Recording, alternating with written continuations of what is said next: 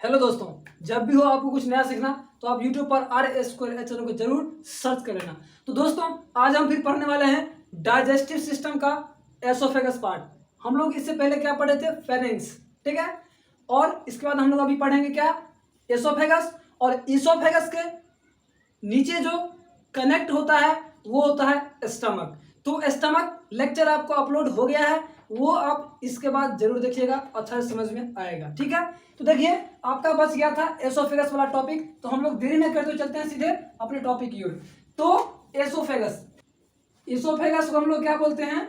Food pipe भी बोलते हैं। तो oesophagus is known as the food pipe, ठीक है। फूड पाइप, जैसे ये पाइप टाइप का है ना, तो ये पाइप टाइप का आपका एसोफेगस रहता है, ठीक है। तो चलिए अब हम देखते हैं कि एसोफेगस को मेडिकल टर्म में इसको किस नाम से जानते हैं। तो इसको हम जानते हैं गुल्लेट के नाम से, GULLET, गुल्लेट के नाम से हम एसोफेगस को जानते हैं। तो आज आप सीखे कि एसोफेगस को हम तीन नाम से जानते हैं।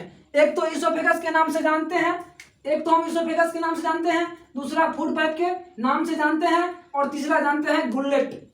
आपको पता होगा जब आप छोटे हो गए तो एक रखते थे गुल्लट, जिसमें हम लोग पैसा जमा करते थे, सिक्का, है ना। तो उसी तरह आप नाम याद रखिएगा, गुल्लेट, जिसे आप बोलते हो इसोफेगस, ठीक है। अब देखिए इसोफेगस क्या है।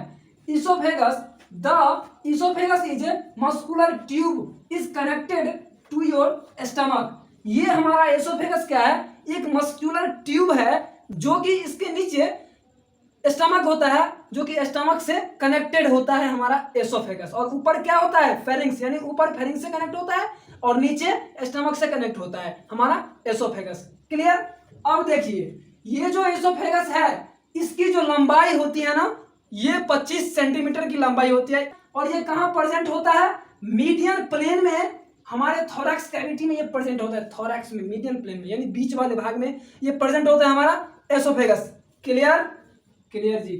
अब हम देखते हैं कि एसोफेगस के आगे क्या प्रेजेंट होता है, कौन सा ऑर्गन प्रेजेंट होता है, और पीछे कौन सा ऑर्गन प्रेजेंट होता है, ठीक है। तो देखिए, एंटेरियरी यानी आगे, एसोफेगस के आगे प्रेजेंट होता है ट्रैकिया, और पीछे प्रेजेंट होता है पोस्टेरियर में वर्टिब्रल कॉलम, ठीक। अब देखिए, the place where the oesophagus joins the stomach is called the gastroesophageal junction. आपको इस चीज को समझना होगा कि जहां पे एसोफेगस और स्टमक ज्वाइंट होता है, उस ज्वाइंट को हम लोग बोलते हैं गैस्ट्रोइसोफेजियल जंक्शन बोलते हैं, गैस्ट्रोइसोफेजियल जंक्शन बोलते हैं। क्लियर? अब हम आपको समझाएंगे इस डायग्राम के माध्यम से एसोफेगस, यानी डायग्राम को पूरे आपको समझाएंगे कि इसका स्ट्रक्चर ऑफ एसोफेगस। तो अब देखिए, आप यहाँ पे डायग्राम में ध्यान दोगे, ठीक है। अब देखो, स्ट्रक्चर ऑफ इसोफेगस, आपका इसोफेगस की एक डायग्राम है, ठीक। ये जो इसोफेगस का डायग्राम है, ये जो आप पाइप देख रहे हो लाइन वाली, ये जो लाइन दिख रहा है ना, ट्रैकिया, ये है ट्रैकिया। इसोफेगस के आगे होता है ट्रैकिया, यानी ट्रैकिया के पीछे होता है इसोफेगस, ठीक है। तो ये है आपका इसोफेगस और ये है ट्रैकिया। अब इसके नीचे जस्ट ये है ऑर्टा, और इसके नीचे ही ये आता है राइट ब्रोंकस, और ये हो जाता है लेफ्ट ब्रोंकस, ठीक है। और ये एसोफेगस कंटिन्यू आपका यहाँ पे स्टमक होगा, स्टमक से कनेक्टेड होता है नीचे में, और ये होता है आपका डायफ्राम, है ना। तो ऐसा आपका होता है एसोफेगस का डायग्राम। अगर आपसे डायग्राम पूछा जाए तो ये आप जरूर एग्जाम में ऐसा ही बनाना, बहुत ही ईजी है, ज्यादा डिफिकल्ट नहीं है। आप बनाओगे ना, स्टेप आधा आधा बनाओगे तो आपको इजी लगेगा, ठीक है। आपको स्ट्रक्चर समझ में आ गया, 2-3 नाम याद रखिए, कोई दिक्कत नहीं, आराम से याद रहेगा। आपको ये याद रखना है कि इसोफेगस के आगे क्या होता है, तो ट्रैकिया होता है। इसोफेगस के आगे क्या होता है? ट्रैकिया होता है, ठीक है। अब हम देखते हैं कि ये जो इसोफेगस है इसमें लेयर प्रेजेंट होता है, लेयर ऑफ टिश्यू प्रेजेंट होता है, ठीक है।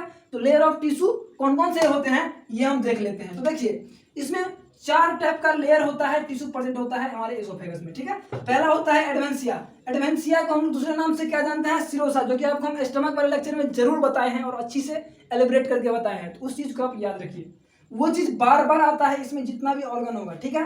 रेस्पिरेटरी में भी आएगा और डाइजेस्टिव में भी आएगा, ठीक है। तो एडवेंसिया और सिरोसा, है ना, ये क्या होता है? ये आउटर लेयर होता है हमारा इसोफेगस को, यानी इसोफेगस का, और ये इसोफेगस को कवर करके रखता है हमारा कौन? एडवेंसिया लेयर, ठीक है। और ये कंसिस्ट करता है इलास्टिक फाइब्रस टिश्यू, ठीक है। और देखिए, दूसरा क्या है? प्रोक्सिमल लेयर जो होता है, ये किससे बनी होती है? स्ट्रेटिफाइड स्क्वेमस एपिथेलियल टिश्यू से ये बनी होती है, ठीक है। देन आता है डिस्टल लेयर। तो डिस्टल किससे बनी होती है? Formed by columnar epithelium tissue, ठीक है। और देन मिडिल लास्ट लेयर जो होता है वो होता है मिक्सचर ऑफ टू, यानी ये प्रोक्सिमल और डिस्टल दोनों मिलकर के क्या बन जाता है? लास्ट वाला लेयर, ठीक है। तो आपको समझ में आ गया इसका लेयर और एसोफेगस क्या है। इसोफेगस को हम लोग कितने नाम से जानते हैं? 3 नाम से जानते हैं। कौन सा? फूड पाइप, एसोफेगस और गुलेट, ठीक है। अब हम देखते हैं कि इसोफेगस का काम क्या है। तो इसोफेगस का फंक्शन क्या होता है? इसोफेगस के थ्रू जो है ना हमारा फूड पास होता है, या तो लिक्विड के फॉर्म में या तो सॉलिड के फॉर्म में, ठीक है। तो ये कहाँ तक जाएगा? हमारे स्टमक तक, हमारे एसोफेगस के थ्रू स्टमक तक फूड पहुंचता है, ठीक है। या तो लिक्विड के फॉर्म में या तो सॉलिड के फॉर्म में, ठीक है। माउथ में जो भी हम लेते हैं लिक्विड या सॉलिड के फॉर्म में फूड, वो एसोफेगस के थ्रू हमारे स्टमक में एंटर करता है, ठीक है।